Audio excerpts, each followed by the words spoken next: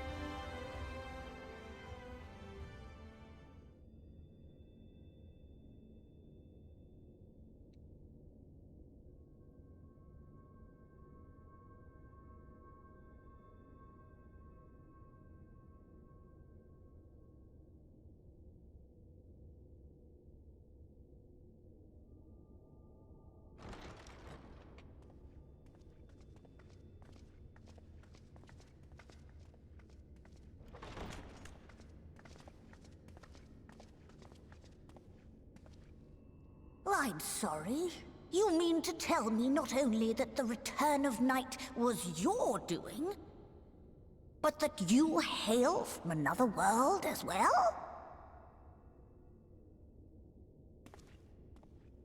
Everything we told you, of the source, the shards, the 7 umbral calamities, all of it is true. And there's a lot I realize to how tell. fantastical it sounds, and I would not blame you for doubting our testimony. But given your expertise, you must surely have noted the peculiar nature of their souls. Any other time and I would have dismissed your stories as balderdash and flummery. But upon closer inspection, 'tis plain their souls are far denser than is normal, and that they do not possess true bodies. Save you. Your body is your own. And your soul is the densest of them all.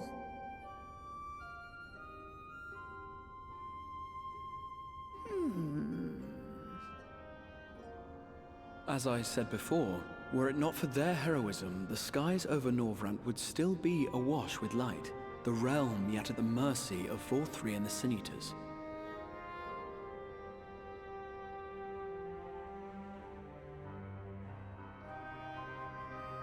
After all they have done for our home, seeing them safely back to their own, it seems the very least we can do.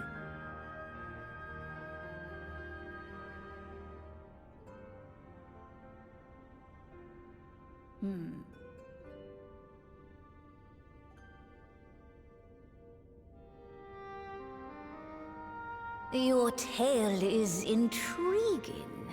Yes, very intriguing indeed. Simply to hear it is fitting payment in itself. As for your friends, I can but agree. Their valorous deeds on behalf of Norvrant are deserving of recognition, of their own fitting payment. You will help us then? I will. I would see my knowledge put to good use for a change. I do have one condition, however. I am not the spry young Numo I once was. As such, I will require assistance in my fieldwork and testing.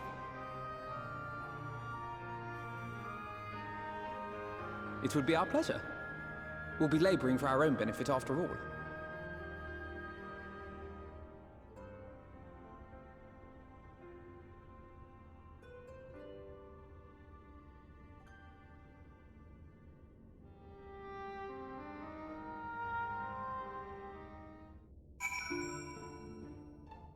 It's interesting. This got me thinking about how Beck said we had the densest soul out of all of them. And my first thought is that's because we've now combined with Ardbert. And it got me thinking about... So presumably we have the souls of all of the rejoined shards within us. But now we also have a soul of a shard that is not joined with our own. And so that makes me wonder, I mean, at some point we've got to go to the other shards. Because I can't imagine Endwalker is going to end with us rejoining. So there's still going to be the other shards left. And, I mean, obviously that's ripe territory for hopefully expansions and not just side content, you know. Kind of like the way World of Darkness is our only peek into the 13th. But then that makes me think, I mean, there is the possibility that we could then combine with our other sharded souls from these other shards. And, I mean, obviously we wouldn't go around killing, you know, the other shards of our soul, but, you know, through other circumstances end up combining and maybe eventually becoming whole again. That would be interesting. Anyway, that's just got me thinking. Did you happen to notice the magic brooms strewn about the Grand Cosmos? Uncanny. Yeah, it's like once you get old enough and powerful enough in magic, you've got to have magic brooms around. You know, no time for cleanup on your own, you know. Beklug has a fine eye. Though we have yet to begin, I rather think the Exarch was right to call on them.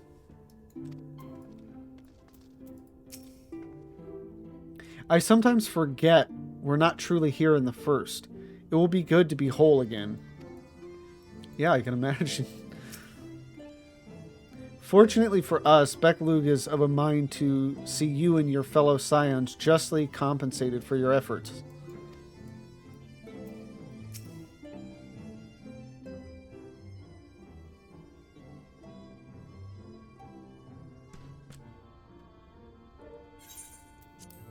You have spun quite a tale, but tell me, have you given any thought as to how you might return to your world?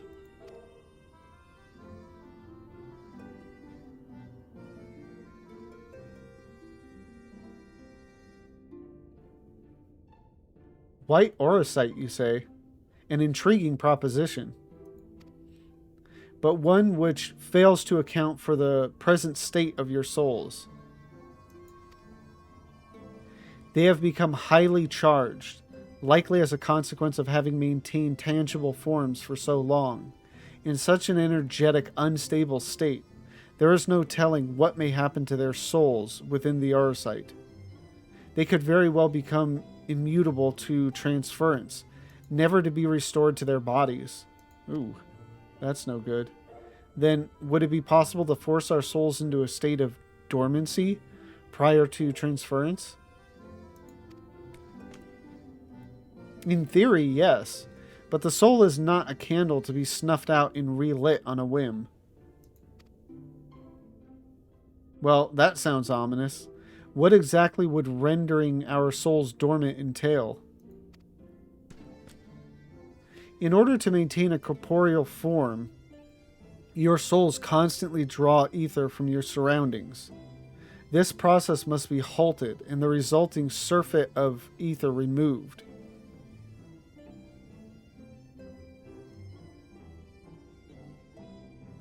Huh. Your minds would ultimately be separated from these faux bodies of yours, rendering you incapable of interacting with the world around you. A cruel fate under normal circumstances, but one which will be rectified upon your return home. Okay, so this is something I forgot. Their bodies are constantly, or their souls are constantly drawing in ether to create a solid body.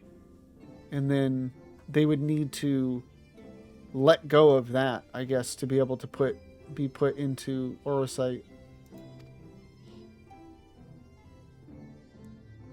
Leaving lifeless husks, like those poor souls at the inn at Journey's Head, corrupted by the sin eaters, their ether made stagnant by the light.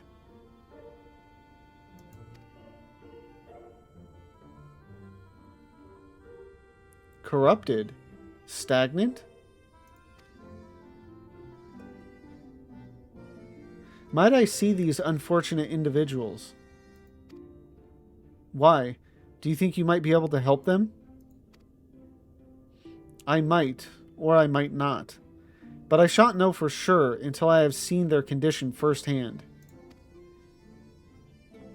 Then I would be glad to take you to them, on the understanding that you would do anything which might increase their...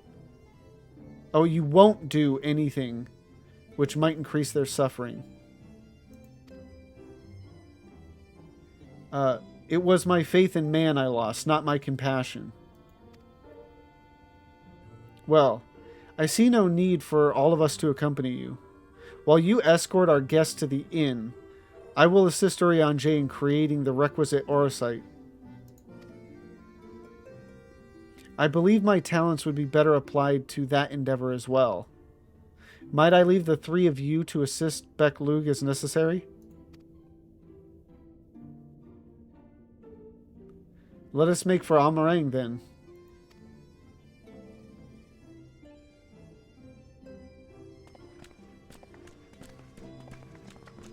This actually got me thinking, about when Graha finally comes back to the source. There's nobody here to really administer to the Crystal Tower or whatever. And just like the Crystal Tower is kind of an errant body, kind of outside of the normal timeline or whatever, because now and again, this gets into the time travel, whatever you want to call it, sciences of it all, whatever science you subscribe to or whatever, because there's the, and I was thinking of this, I think last night when, I think it was Yustola had brought up, hey, Graha, you're still around, even though your future has now not come to pass. And, there's the different ways of looking at time travel of when you change something, like if you think of Marty McFly in Back to the Future, in the first one, in that movie, because his parents are starting to not get together, he and his siblings are like fade away from existence or whatever. And more importantly, he starts fading away from existence. But then in this circumstance, Graha is not fading from existence. Which, if time travel were even real, to me, this is the one that makes more sense. Like, why would your existence just cease to happen? Like, what would happen to all of the atoms and everything that make up your body? They just, I don't know, get sucked back into or sucked away from the timeline or something. I don't know. It seems weird. But yeah, that was just something I had thought about last night, and then thinking now about this Crystal Tower is just going to exist on the first now. Completely independent of the Crystal Tower on the source. Anyway. It pains me that there are those who yet suffer despite our victory over the light. We must Yeah, we must hope a way can be found to help both them and our friends. Urianger is more than capable of creating the Auracite on his own, but if aught should go awry, I would be on hand to assist him.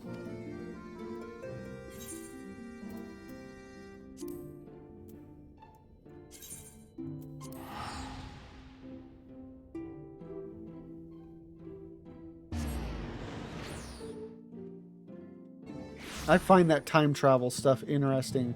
Even though it's all not even necessarily theoretical, it's all fictional. But I still try to logic it out, and I find that interesting. Having broken Light's stranglehold on the first, I would like to believe they will one day recover. Yet I fear that day may not come soon. Oh, but it will. Beck Luke told me they wish to meet the worst afflicted. Halric. There are times when I swear there's something he wants to tell me. If only he could form the words. That's still, even a mumble I think is better than before.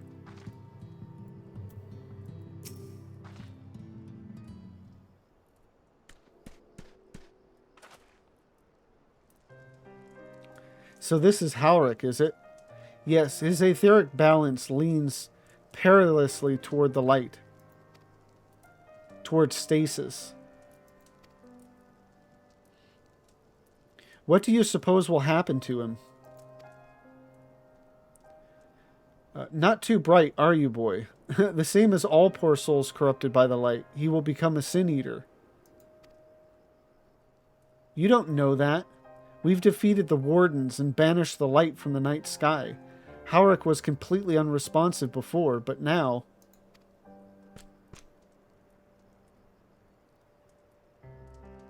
No.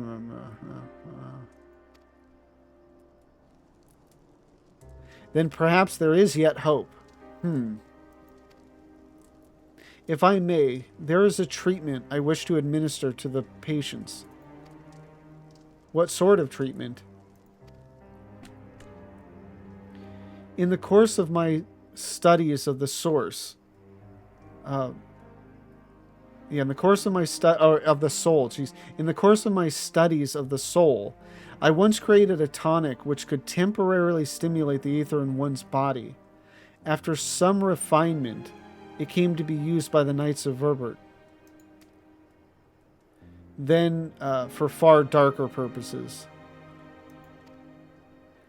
Lest it fall into the wrong hands, I swore never again to make it. But for their sakes, I will break that oath.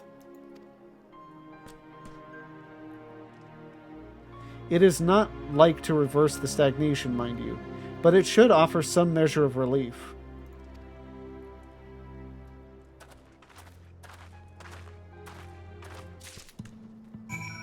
I wonder, because they talked earlier about how the body has a natural,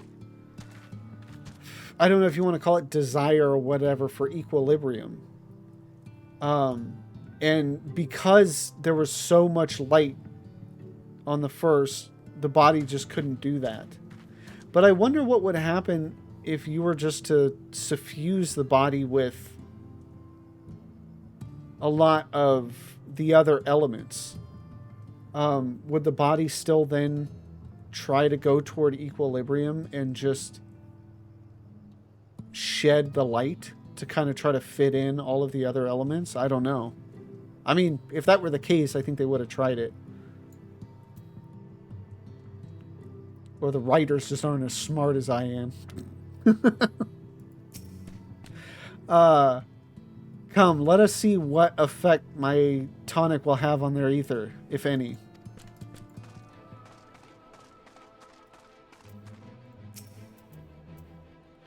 This potent tonic, invented by Beck Lug during the time of Verbert, is said to revitalize the soul, both figuratively and literally.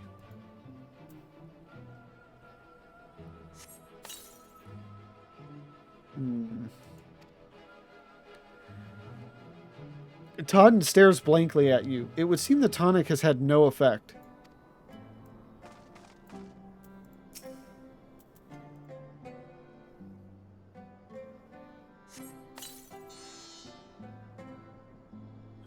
What is this?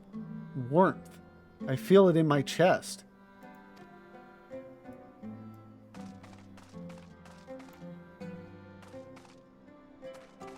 And we should have...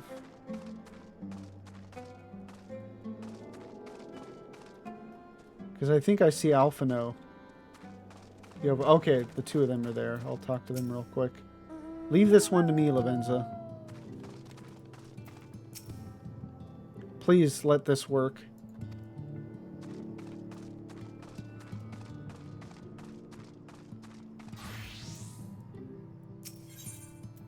No.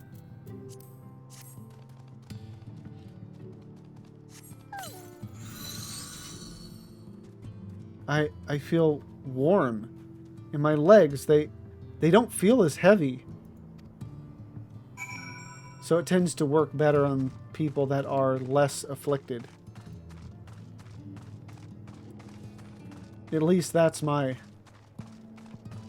scientific opinion. Aetherologist opinion.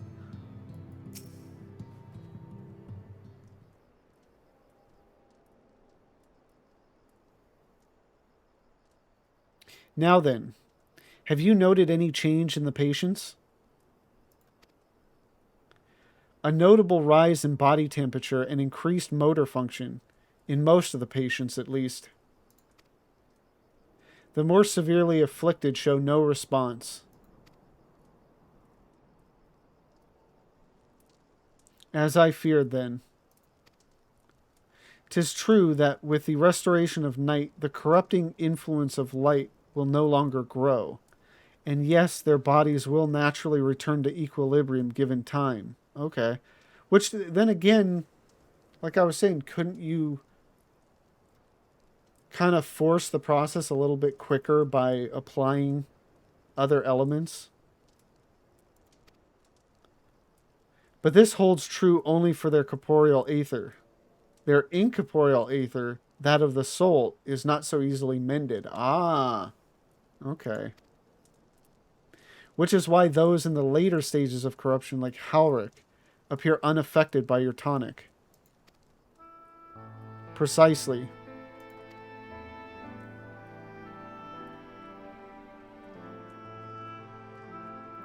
The boy's soul is too far gone, his mind held together by the finest of threads. There is a chance he may one day recover, of course, but it could take years, decades even. By the gods, he could wake to find himself an old man. A fine reward for his persistence. The opportunity to mourn the life he never had a chance to live. No, there must be something we can do. It's like Alizé, the patron saint of lost causes. But, I mean, it works out, though, so... Look, I realize this is not why we petitioned your aid, but do you think it possible we can find a way to hasten their recovery? Maybe. Nor do I think it impossible that in treating them, we might learn something of relevance to your own predicament.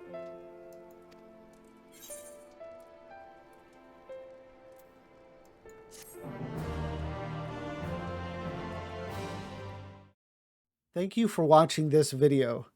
Tonight's stream was a bit longer than I was expecting, but we finished up 5.1, and if you know 5.1, you know at the end it's like, oh, here's a sequence of cutscenes, and then it's like, oh, you get to play as Justinian, and I forgot about that, and it was great. It was great. Just, yeah, so I thoroughly enjoyed it. I hope you thoroughly enjoyed this, and if you did, please like, comment, and subscribe, and If you want to come join me live, link to my Twitch is in the description down below. Thank you again for watching, and I hope you have a good one.